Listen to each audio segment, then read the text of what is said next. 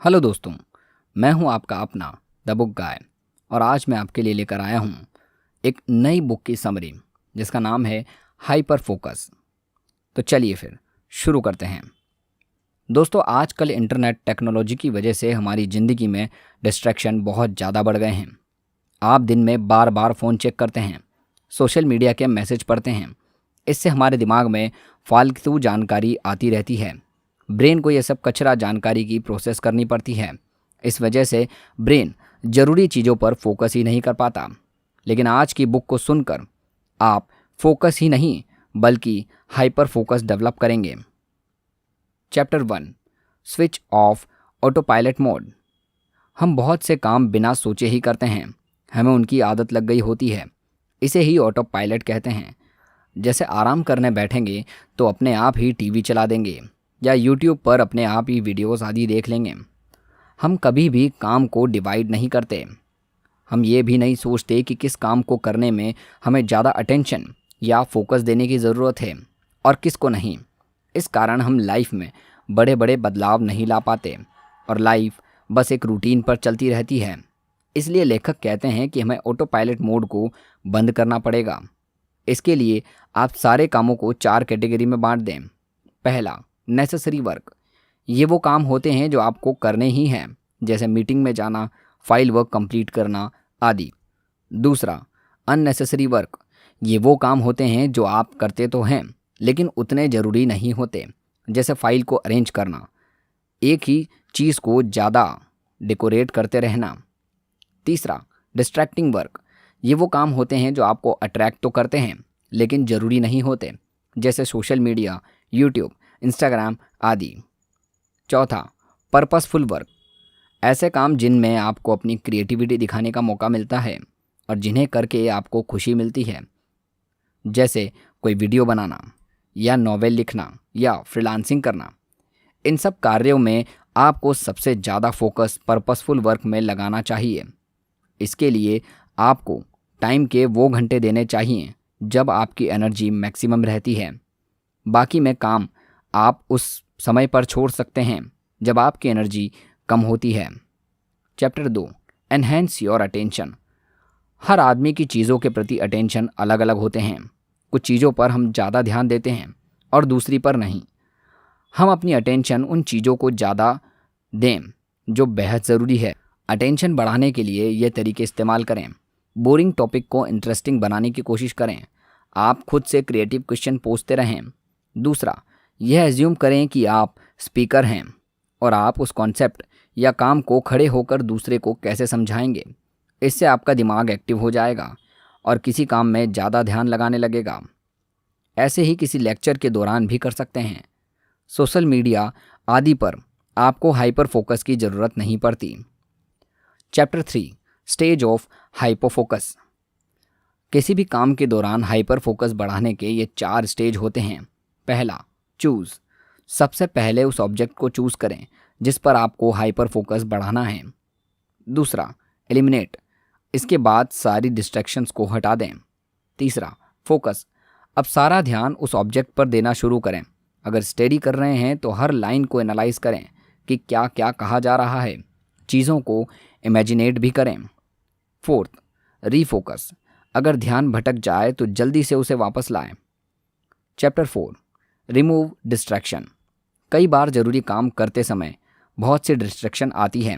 इन्हें हटाने के लिए ये तरीके इस्तेमाल करें। पहला, आजकल के ज़माने में फ़ोन सबसे बड़ी डिस्ट्रैक्शन है। यह 24 घंटे आपके साथ रहता है और कभी भी किसी की भी कॉल आती है।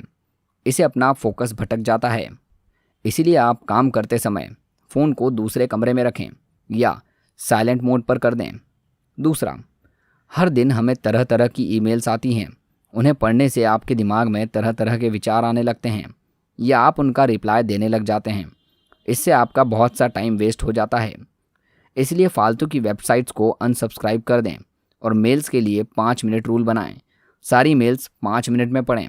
जो ज़रूरी नहीं है उसी समय उसे डिलीट कर दें। तीसरा, छोटी छोटी चीज़ के लिए मीटिंग की ज़रूरत नहीं होनी चाहिए। ऐसी मीटिंग खुद न रखें और न ही उनमें जाएं। इससे आपका बहुत सा टाइम और एनर्जी बच जाएगी जिसे आप ज़रूरी काम में लगा सकते हैं। Chapter 5 hyper focus as habit. आपको अपना फोकस बढ़ाने की आदत बनानी पड़ेगी। हर दिन 3 कामों की लिस्ट बनाइए और उन पर पूरा फोकस देने की कोशिश कीजिए। जैसे 15 मिनट एक्सरसाइज करने का गोल बनाइए। इसके बाद आप हर डिस्ट्रैक्शन को हटा दीजिए और पूरा फोकस उस काम को दीजिए। इस बीच कोई कॉल मत लीजिए और काम को बीच में मत छोड़िए। ऐसे ही अगर कुछ लिखना हो तो पूरे फोकस से लिखिए। ये देखिए आपकी कंसंट्रेशन सबसे ज़्यादा कब होती है। कुछ लोगों को फोकस सुबह सुबह अच्छा होता है। ऐसे लोगों को सुबह जल्दी उठकर लिखना चाहिए, जबकि कुछ लोगों का कंसंट्रेशन शाम के वक्त अच्छी होती है, तो उन्हें उस समय लेखन कार्य में लगन चाहिए। बहुत से राइटर्स हाइपर फोकस की मदद से ही बड़े बड़े नॉवेल्स लिख पाए और वैज्ञानिक अपने आविष्कार कर पाते हैं। वे अपनी दुनिया में ही लीन होते हैं, क्योंकि दोस्तों से गप्पे हाँकने में भी आपकी एनर्जी बर्बाद होती है और आपके दिमाग में फालतू विचार भरते हैं। इसलिए अगर कुछ क्रिएटिव करना है तो अकेले खुश रहना सीखिए। Chapter 6 scatter focus. दोस्तों ये किताब वैसे तो हाइपर फोकस पर है, लेकिन इस चैप्टर में लेखक ने एक और इंटरेस्टिंग फोकस के बारे में बताया है, जिसे स्कैटर फोकस कहा जाता है, जिसका अर्थ है कभी कभी हमें अपने दिमाग को भटकने देना चाहिए और उसे फॉलो भी करना चाहिए। कई बार दिमाग डे ड्रीमिंग करने लगता है। वह अपनी कल्पना की दुनिया में खो जाता है और अपने ख्वाब को पूरा करने के रास्ते ढूंढता है। ऐसे में ये देखिए कि आपका ब्रेन बार बार किस सपने के बारे में सोचने लगता है। वही आपका स्कैटर फोकस है। उसे नोट कर लीजिए और फिर उस पर हाइपर फोकस लगा दीजिए। जैसे अगर आप बार बार कोई वीडियो बनाना चाहते हैं तो उसे लिख लीजिए और अपना पूरा फोकस वीडियो पर लगा दीजिए। Chapter 7 recharge your brain. बहुत बार कोई कॉम्प्लेक्स कार्य करते हुए हमारा दिमाग थक जाता है। इससे हमारा फोकस हिल सकता है और हम उस कार्य को अच्छे से नहीं कर सकते। ऐसे ही कई बार पढ़ते पढ़ते हम उकता जाते हैं और ऐसा लगता है कि कुछ भी दिमाग में नहीं जा रहा है। ऐसे में आपको अपने ब्रेन को फिर से रिचार्ज करना होगा। दरअसल ज़्यादा देर दिमागी कार्य करने से हमारे न्यूरोट्रांसमीटर खत्म हो जाते हैं और हम अपने काम पर फोकस ही नहीं कर पाते। इसलिए हमेशा 45 मिनट बाद का एक ब्रेक लेते रहें। किसी गार्डन, पार्क या जंगल में वॉक पर जाएं। मेडिटेशन करके स्ट्रेस को दूर रखें। ड्राई फ्रूट जैसे बादाम, अखरोट, काजू आदि खाएं, जो दिमाग के लिए अच्छे होते हैं। म्यूज़िक सुनें। हॉबीज़ को समय देकर खुद को रिलैक्स करें। Chapter 8 connecting dots. कई बार हमारे दिमाग में कोई प्रॉब्लम चल रही होती है, हमें उसका कोई सॉल्यूशन नहीं मिलता। ऐसे में हमें हाइपर फोकस का इस्तेमाल करना चाहिए।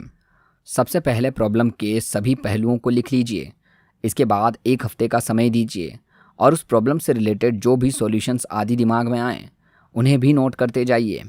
इसके बाद एक नई एनवायरनमेंट में जाइए, नए लोगों से मिलिए या यूट्यूब आदि से प्रॉब्लम से रिलेटेड नया ज्ञान हासिल कीजिए और अंत में सारे डॉट्स को कनेक्ट कर दीजिए। जैसे अगर कोई बॉलीवुड एक्टर बनना चाहता है तो वो सोच सकता है कि ऑडिशन देगा, लेकिन फोकस बनाकर सोचें तो ये भी हो सकता है कि पहले किसी भी डिपार्टमेंट में छोटा सा काम कर लें, उसके बाद कोई नेटवर्क बनाएं और बाद में अपने लिए रोल हासिल करें। तो इस तरह हाइपर फोकस और क्रिएटिव भी बना जा सकता है, जिससे आप अपनी लाइफ की हर प्रॉब्लम को सॉल्व कर सकते हैं। Chapter 9 collecting dots. कई बार हमें प्रॉब्लम के बिंदु जोड़ने ही नहीं चाहिए, बल्कि नए बिंदु भी चाहिए। जैसे पहले एग्जाम्पल में अगर किसी को एक्टर बनना है तो उसे और भी जानकारी इकट्ठी करनी चाहिए। जैसे बॉलीवुड में ऑडिशन कहाँ होते हैं, फिल्म इंडस्ट्री के लोग कौन से रेस्टोरेंट या बार में जाते हैं या कौन से जिम में एक्सरसाइज करते हैं, उनकी मैट्स आदि कहाँ रहती हैं और उनके दोस्ती कैसे की जा सकती है। किसी एक्टिंग स्कूल के ज़रिए कैसे कॉन्टैक्ट बढ़ाए जा सकते हैं। ट्रेड मैगजीन या यूट्यूब, लिंक्डइन आदि में कैसे फिल्म इंडस्ट्री की जानकारी मिल सकती है, आदि आदि। जब किसी एस्पिरेंट के पास ये सारी जानकारी या डॉट्स हो जाएंगे तो फिर इन्हें जोड़ना बहुत आसान हो जाएगा और सक्सेस के चांसेस दूसरे लोगों पर कहीं बढ़ जाएंगे जो सिर्फ ऑडिशन की उम्मीद लगाए बैठे हैं। इसलिए हर प्रॉब्लम के आगे पीछे, ऊपर नीचे और चारों ओर के पहलुओं पर भी गौर करना चाहिए। इससे सॉल्यूशन जल्दी मिलेगा। Chapter 10 D stress with gratitude. अपनी खुशी के लिए काम करें।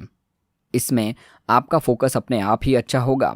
हर दिन सोने से पहले यूनिवर्स का ग्रेटिट्यूड मानें, उसे थैंक यू बोलें, उससे कहें कि इतना अच्छा दिन देने के लिए धन्यवाद, सनलाइट के लिए धन्यवाद, ऑक्सीजन के लिए धन्यवाद, फूड के लिए धन्यवाद।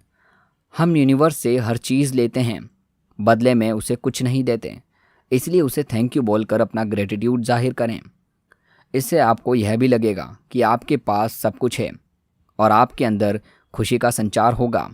इसके अलावा हर दिन डायरी लिखें, इससे आपको अपनी ज़िंदगी के बारे में क्लियरिटी मिलेगी। अक्सर मेडिटेशन करें, आंखें बंद करके ध्यान लगाएं और अपने ईश्वर को देखें। साथ ही जब भी मौका मिले दूसरों की हेल्प करते रहें, इससे आपको लगेगा कि आप बहुत ही सक्सेसफुल पर्सन हैं और आपको खुद पर गर्व होगा। तो दोस्तों, ये थी समरी बुक हाइपर फोकस की, जिसे लिखा है क्रिस बेली ने। दोस्तों, आपको ये समरी कैसी लगी नीचे कमेंट सेक्शन में ज़रूर बताइए। और अगर आपको ये वीडियो अच्छी लगी हो तो इस वीडियो को लाइक और चैनल को सब्सक्राइब करना ना भूलें, क्योंकि ऐसी ही और भी समरीज मैं इस चैनल पर डालने वाला हूँ। बने रहिए चैनल के साथ। मिलते हैं अगली वीडियो में अगली समरी के साथ। धन्यवाद।